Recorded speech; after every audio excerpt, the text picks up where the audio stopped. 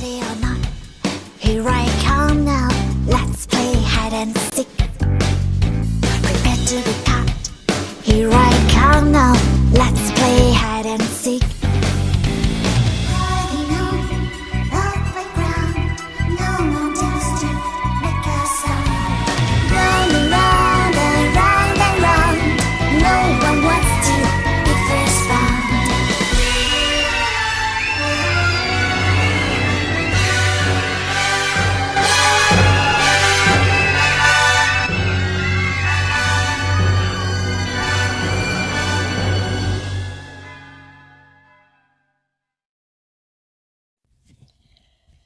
Hello, everyone.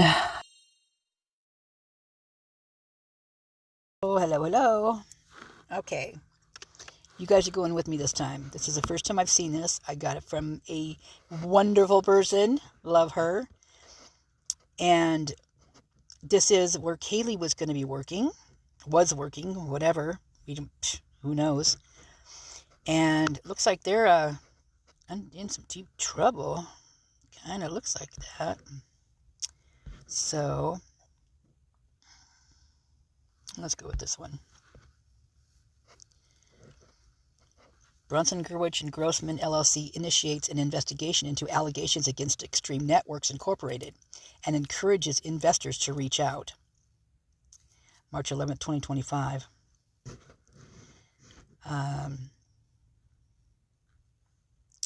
Investigating potential crimes on behalf of purchasers of Extreme Networks, Incorporated. Extreme Networks or the company. Wow. Investigators who purchased Extreme Networks securities prior to July 27th of 2022 and continue to hold it to present are encouraged to obtain additional information and assist the investigation by visiting the firm's site. And then it gives us the little, link there. Investigation details. The investigation concerns whether Extreme Networks and certain of its officers and or directors have encouraged in corporate wrongdoing. What's next? If you are aware of any facts relating to this investigation or purchased Extreme Networks shares, you can assist this investigation by visiting the firm's site. You can also contact just these people here, Bronstein and his client relations manager Nathan Miller of Bronstein, Gerwitz & Grossman. There is no cost to you. We represent investors in class actions on a contingency-free fee basis. This means we will ask the court to reimburse us for out-of-pocket expenses and attorney's fees, usually a percentage of the total recovery, only if we are successful. Why? Bronstein, Gerwitz & Grossman, LLC is a nationally recognized firm that represents investors in securities fraud, class action, and shareholder derivative suits. Our firm has recovered hundreds of millions of dollars for investors nationwide. And they've got follow-up. You can follow them on those pages. Attorneys, okay. Is there any more on this? Okay, I'm going to go back. I'm going to go to the one she sent me, and that would be this one. It's investigating potential wrongdoing by Extreme Networks. Shareholders who purchased them, we already heard that part. The investigation concerns whether the company and its officers misled investors, particularly regarding revenue expectations and recent financial results, which led to a significant drop in stock price after a January 2024 business update and a Q2 FY24 earnings report. Who is investigating? That's the law firm. They're investigating potential claims on behalf of investors regarding possible corporate wrongdoing and security frauds related to Extreme Networks. Now, wasn't Olivia actually working for them too? From what I understand, she said it. I think she said that herself, actually. Potential claims on behalf of investors, what the allegations are. The company is accused of misleading investors about its revenue growth prospects for fiscal 2024, particularly after a January 24 business update and expecting performance, okay, revealed weaker than expected performances. Who should contact them? Investors who purchase Extreme Networks securities before July 27th of 2022 and still hold them. Now I'm curious what date Kaylee put out that she was moving. July 27th, 2022. Remember that date, you guys. How to contact them. Shareholders are encouraged to visit the firm's site, so on and so forth, legal basis. Okay, so we got all that stuff.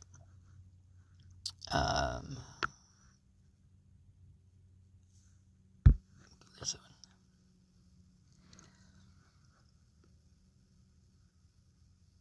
BlackRock. These are models. Then there are BlackRock models. BlackRock, what does this mean?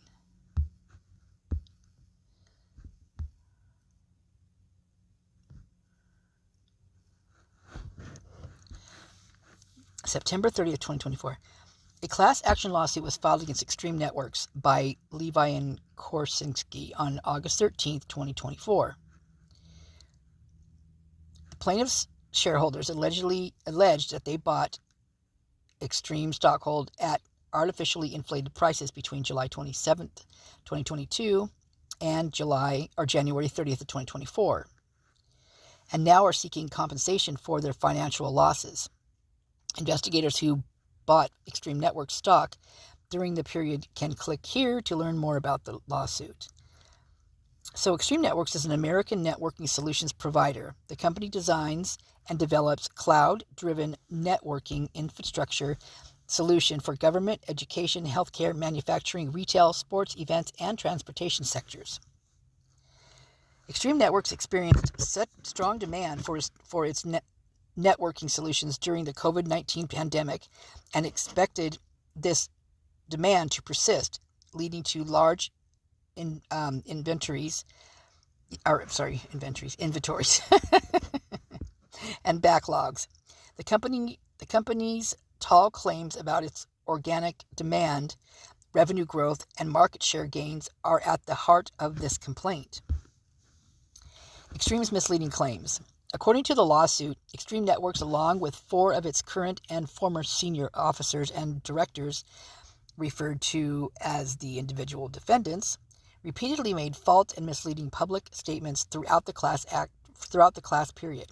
Particularly, they are accused of omitting truthful information about certain business and financial metrics from SEC filings and related material. For instance, in a press release issued during the class period, the company's CEO cited increasing market demand for networking solutions for global customers. The CEO also noted double-digit growth in new projects for fiscal 2023 as proof of this increasing demand. Similar, in a letter posted on the website around August 29th of 2022, interesting, August 29th, 2022, the CEO mentioned that the company exited the year with a record product backlog of $513 million, representing 5 times year-over-year growth.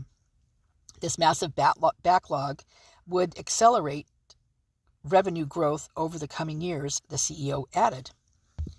Based on the continued momentum, the company even lifted its full-year fiscal 2023 revenue growth outlook to a high-end range in between 10% and 15%. Furthermore, the company noted that the momentum was expected to continue well into fiscal 2024 with the expected improvement in the supply chain environment.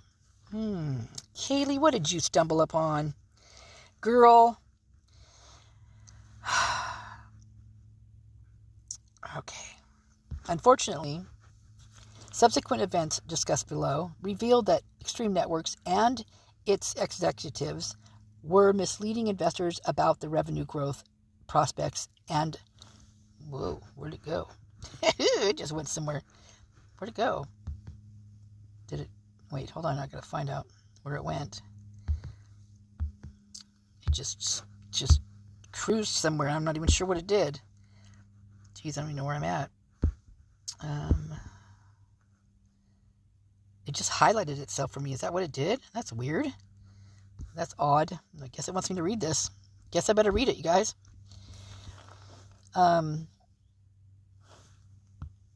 Unfortunately, subsequent events discussed below revealed the Extreme Networks and its executives are misleading investors about its revenue growth prospects and market share gains without correctly anticipating a softening in demand.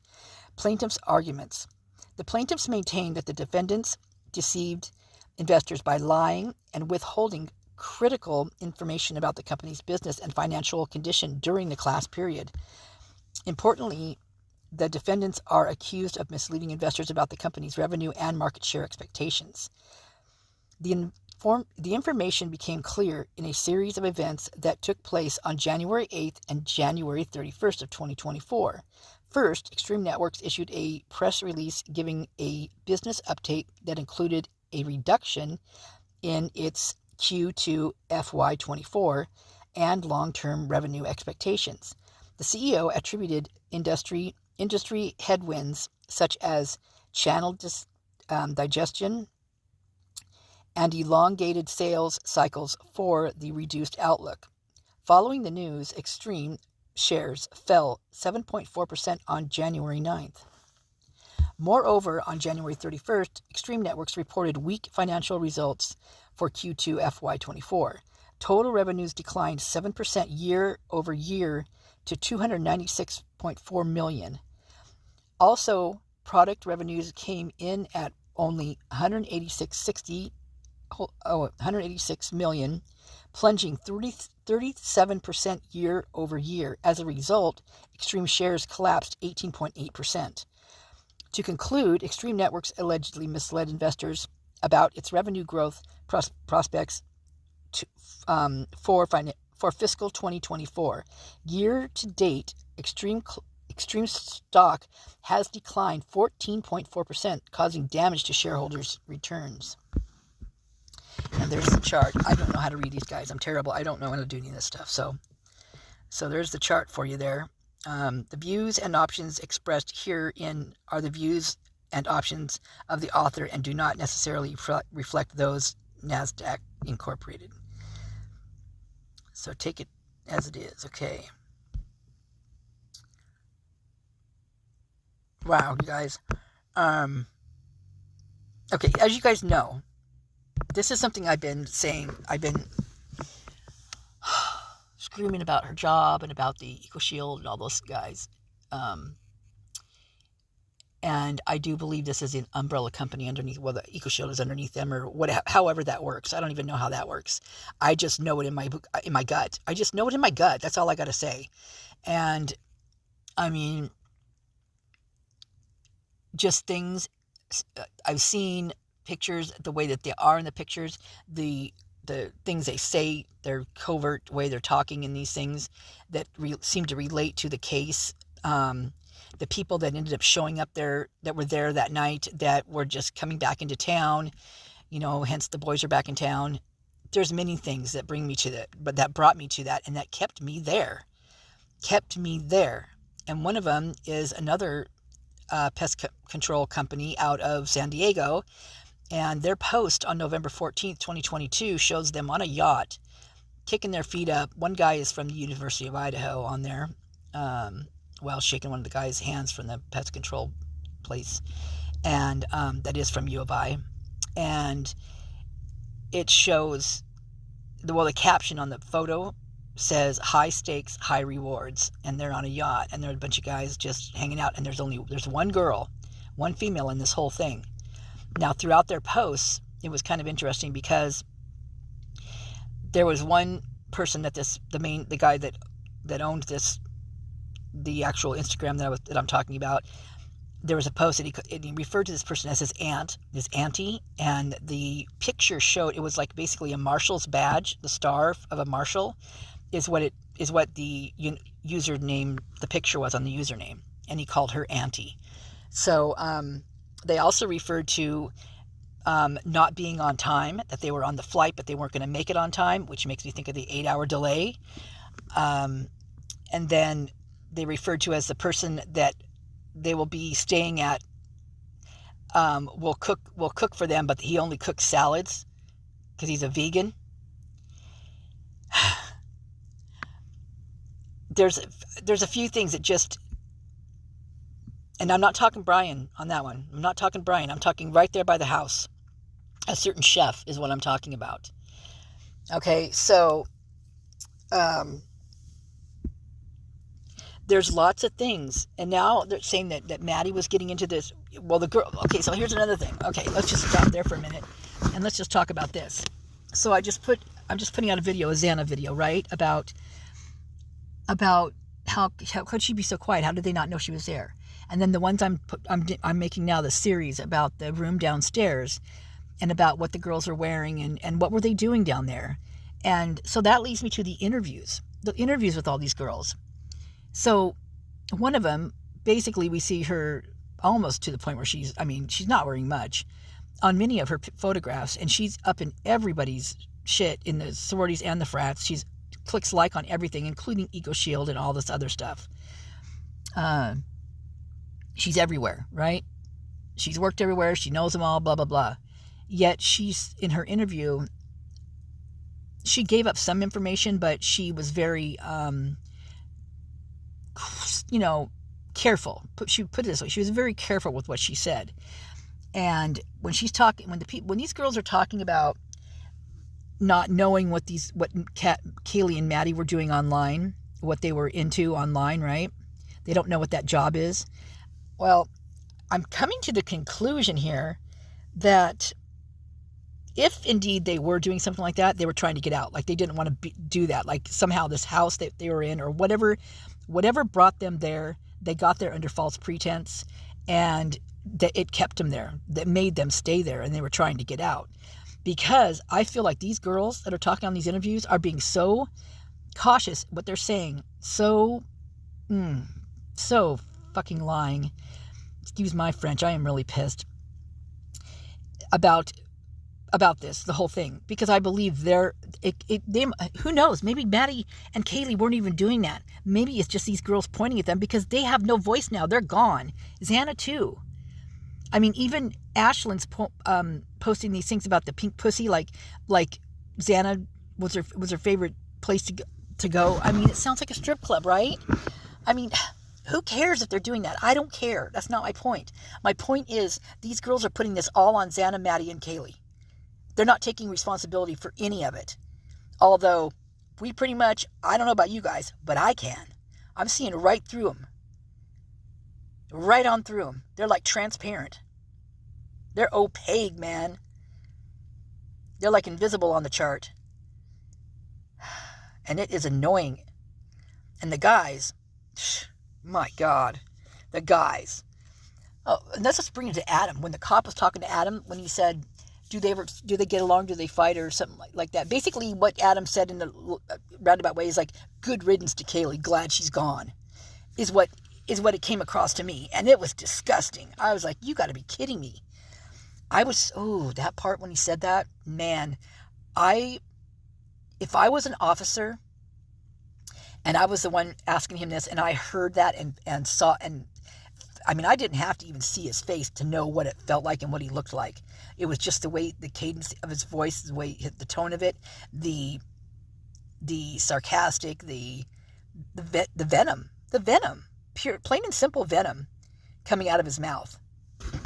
And so you put all this stuff together, you put these guys' girlfriends who are doing these things, who are making a ton of money, and they're like, go for it, girl, you're making a ton of money, hey, all good. Then you got the guys on their side, what are they doing? Oh, they're doing something. Most certainly they're doing something. And when you think about the jet setting that goes on amongst that house, 1126 or 7, whatever the hell it is, where the J's lived and the A's, those guys are going all over the place. More than the girls in reality. See, the girls don't have to leave home to make money. The guys seem like they might have to. And I don't know what they're doing, what it all entails, what they're doing, but damn straight they're doing something. In my opinion, all pure speculation. Take it or leave it. I know what I feel. I know what I feel in my gut. I know what I felt from the very beginning. This right here is just telling me, I mean, it's just confirming my feelings, confirming my gut feelings about this. And, you know, you put, let's see, how much money? 580 something. Let me see where to go. $1 million. Let's see, where was it? Oh, I just whistled again. Oh, this is... This must mean I'm on the right track. Every time I talk and I do this whistle thing, and I have no idea how I do it. Because I don't usually do it. Like, it's really far. I really can't even remember prior to it starting in this case that I'd ever heard me do that before. And in the last few days, I've done it like 3 times. This is like the 3rd time now I've done it. So apparently I'm on to something right here. And oh my God, it's so funny. Okay. It's funny, but it's not. But it is, but it isn't. Okay, so where was that? Unbelievable. 513 million. So let's take, if Kaylee found out something, let's just say she was talking about it to somebody. It's been said that Adam Lauda took over her job. Now, just hear me out. I'm just talking. This is not stone. This is not concrete. It's nothing. It's just me talking, trying to work things out in my head. But let's just say that Adam was looking into this company as well, right? And was on his way to possibly, work there also. I mean, we don't know. They don't talk about this stuff, right? So let's say that Kaylee talked to Madison about maybe not going and working at this company because she just found something out about this company that wasn't setting right with her. And that they're, whatever they're doing with a lot of this money, they're not, on the up and up. And what if Maddie went to Adam and mentioned this to Adam? And we're talking a lot of money here. I mean, we're not talking $100 here and $100 there. We're not talking 10,000. We're not talking 20 million. We're talking $513 million. You don't think people are going to, sharpen up their tools for this one? Oh, hell yeah, they are. And who is going to be doing the dirty? Probably people close to where they feel the dirty's going down. On their side, not dirty. It's actually uncovering the dirty, right? Pure speculation, just thinking out loud. You want to see something? Let me show you something here. I'm not saying anybody is guilty in this thing. I'm not pointing fingers. I'm just showing you things that we all know, right? We all know. And many of these things have been in our faces from the beginning. Many of them people have just overlooked and not even paid attention to for one reason or another. Some of them have for a little while, given a little bit of, overlooked it a little bit. Looked it over a little bit. And then me got a hold of it and just can't freaking let go. And there's a reason for that. When I get a hold of something like that, and it's not because I even know what's going on, because I don't even understand this crap. But there's something about this from the get-go that touched me. And it touched me in a way that made me not want to let it go until something, I guess this something right here, I don't know. But it doesn't look good at all. And do you remember when Steve said that there's some dirt's going to come out before this trial's over, before the whole thing's over, that there's going to be a lot of dirt, how did he put that? Someone just mentioned in one of my comments too. Can't remember how he put that. You guys will know. You'll put it in my comments. I know you will. But basically, yeah, that a lot of crap's going to come up. And it made it sound like it was like it was going to come up for, possibly Kaylee doing or family wise. It seemed weird the way he said it, right? And I always wondered about that. Now, again, if this is something she found out and it concerned her because she was on the up and up, let's say, granted, all of those guys say she was money hungry, wanted the best of things, worked her butt off to get to where she was. Well, if that's the case, if she worked her butt off to get to where she was, is she going to really, go into something that is so off color and doing things that are bad in order for the money? Are they saying that? I hope not, because I know you work your butt off for this stuff, but I think most people really tend to do that to get to where they want to go in a good way. I want to believe that anyway. I could be totally out of my mind, right? But I want to believe that. And I especially want to believe that with Kaylee. Because there's certain things about Kaylee that I just feel people are trying to force feed us. Like for instance, every time you hear something, oh, she was a little brat, but she was our brat. We love you. Blah, blah, blah. Well, I don't know about brat, but there's other brats in that family. That's for darn sure. And if she had to put up with those brats in order to get any attention whatsoever, then so be it. That's what she had to do. But it sounded to me like she wasn't the first and the main one in that family. Just from what I've seen. I mean, we've all seen it, and it continues, and I hear it all the time, and it's just, I mean, oh my God, I would never have said something like that at a memorial of my sister. Never, ever, ever, not in a million freaking trillion years. And of all the stories people could tell about their beloved ones, any of those. But then again, part of those told a little story, like when Mom told the story about, Kaylee throwing the phone in the toilet and taking the batteries out. What did that tell you? I know what it told me. It told me that Kaylee wanted to hang with Grandpa without the TV on. That she wanted to have fun. She wanted to play a game. She wanted to connect with him without the TV.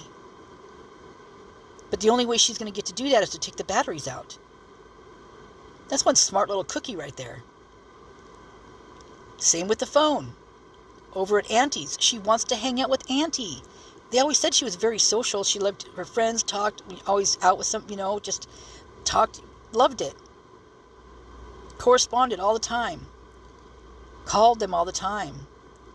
She was a people person.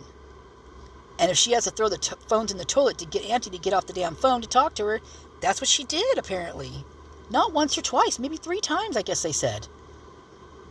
Now, is that ignoring a child? Is that just going about your own business and doing daily things? Probably. But for some reason, Kaylee felt alone. She felt like she wasn't getting attention. And maybe she demanded too much attention. I don't know. I don't know her. But so be it. So a good kid demands some attention and some one-on-one time. Is that so bad? I don't think so, but anyway, it just brings me to the part where we don't get to hear their side of the story. These people could be saying anything. I mean, these people got together. They're all in this group, this clan, this gang, in that neighborhood, in that university. Away from that, even as children, like they grew up together. You guys, there's pictures of them as little girls. I mean, they're not just in college, university together. They went to, preschool, kindergarten, grade school, middle school, high school, and then university. They know each other well. Very, very well. And it's interesting to me just who knows who when you start looking into it, because it gets real deep in there. And it gets real interesting real fast. Really fast. Very fast. Sorry, I forget when the heat turns on because it's just natural for it to come on in here. And so it was probably a little loud back then, but I'm sure I was talking over it. So sorry about that. Both the heat and me talking over. Okay, I get to crawl out of the car. I've been in here since I woke up, and it is now 2 o'clock. 2 o'clock. Oh my God! I think I did my first video at 9. So this goes to show you what my life is all about. Okay, anyway, love you guys. I will be popping this up, and I will be looking into this more. Love you. I hope you guys do the same. Ta-ta for now. Have a great day. I appreciate each and every one of you. You know that, right? I hope you do. I don't tell you enough. Love you, love you.